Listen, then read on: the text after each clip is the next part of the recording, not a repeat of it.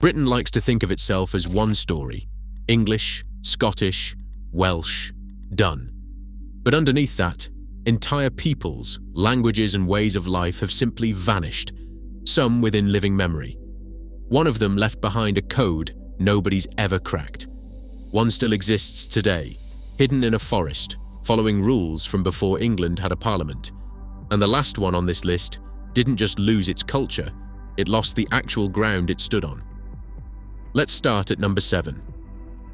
For nearly 2 centuries, between 1450 and 1610, you could not trust the line on a map that separated England and Scotland. This was the violent frontier of the Border Reivers, a territory of wet moss and stone where nationhood meant nothing and family meant everything. If you carried surnames like Armstrong, Elliot, or Graham, your allegiance belonged to your blood, not to distant crowns. Survival here depended on horseback theft and livestock raiding. Out of this dark trade in cattle and terror came words you still use today. When clans demanded tribute to spare your crops, it was called blackmail, literally black rent. If you caught a thief with blood on his hands, he was taken red-handed. While scholars debate the exact origin of these phrases, the terrifying reality of the protection rackets was beyond dispute. This entire way of life was systematically dismantled. In 1603, King James VI of Scotland became King James I of England. With both crowns on one head, the lawless border became a political embarrassment. The king launched a brutal campaign, hanging notorious raiders, outlawing their customs, and mass-deporting clans like the Grahams to Ireland. Within a few short years, the Reiver clans were shattered, leaving only fortified tower houses to rot in the cold northern rain. But while this border world was crushed by the crown, another ancient culture survived by retreating deep into the shadows of a royal forest. Deep within Gloucestershire's Forest of Dean, an ancient legal anomaly still breathes. Here, beneath the towering canopy, you enter a world where medieval rights remain active law. This is the realm of the free miners, whose unique privileges trace back to a late 13th century grant by King Edward I, earned after forest miners served as sappers during the siege of Berwick-upon-Tweed. To claim your lifetime right to mine the forest's coal or iron for free, you must meet 3 unyielding conditions. You must be born and live within the historic boundary of the 100 of St. Briavels, reach 21 years of age, and work underground for a year and a day. Though protected by the Dean Forest Mines Act of 1838, this living culture faces a quiet, modern extinction. Today, the register has dwindled to roughly 100 names. The ultimate threat is not economic, but geographical. As local maternity units decline, children of forest families are almost always born in hospitals outside the boundary of the 100 of St. Briavels.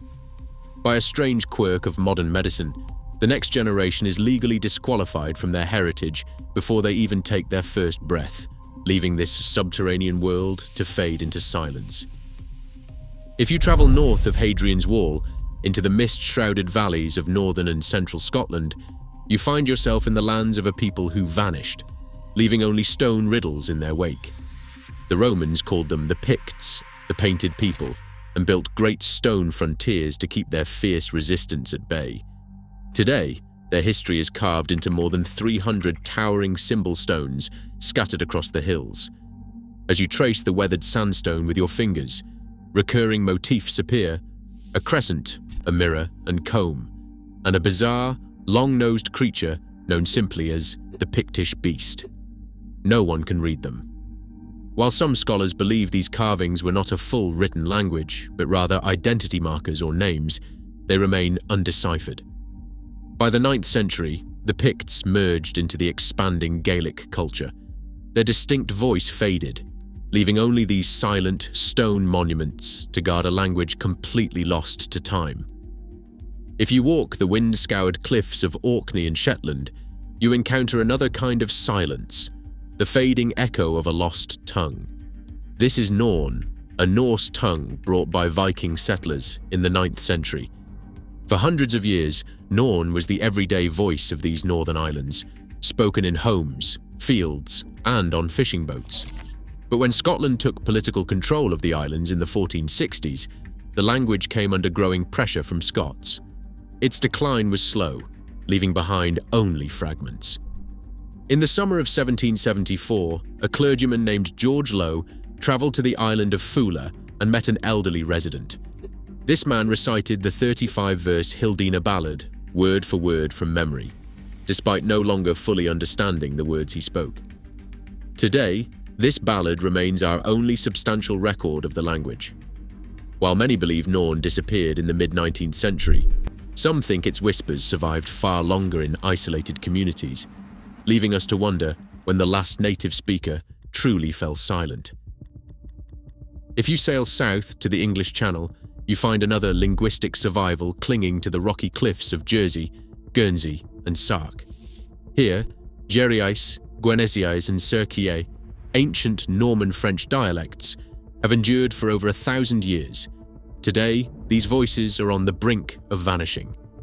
Active speakers have dwindled to tiny groups, with Geriais spoken by perhaps 500 people, and Serquiais kept alive by fewer than 20.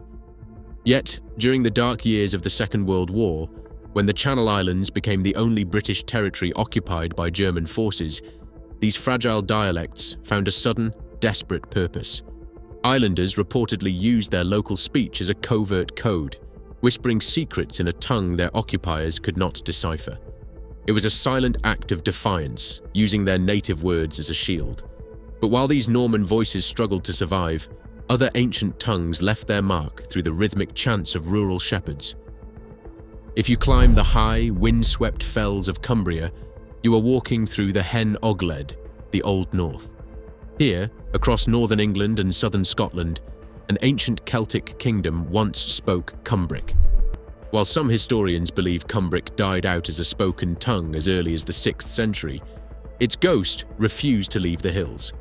Instead of surviving in dusty manuscripts, it lingered in the daily labour of the high country. For generations, elderly shepherds and knitters counted their sheep using a rhythmic melodic chant: Yan, Tan, Tethera, Methera, Pimp. These ancient numbers, directly linked to Old Brittonic speech, survived in active use well into the 20th century. It was a language preserved entirely by the repeating rhythms of rural life on the fells. But while a culture can cling to the hillsides through the simple act of counting, others were lost when the very ground beneath them completely vanished. Around 20,000 years ago, you could have walked from the eastern coast of modern-day Yorkshire straight into the heart of mainland Europe.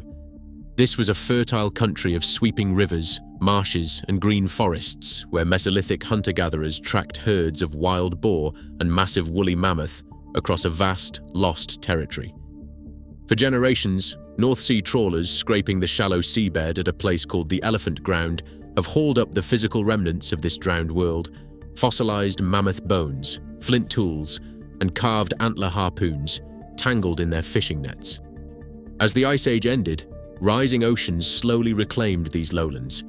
By around 6,500 BC, the rising seas had severed the connection, leaving Britain isolated as an island.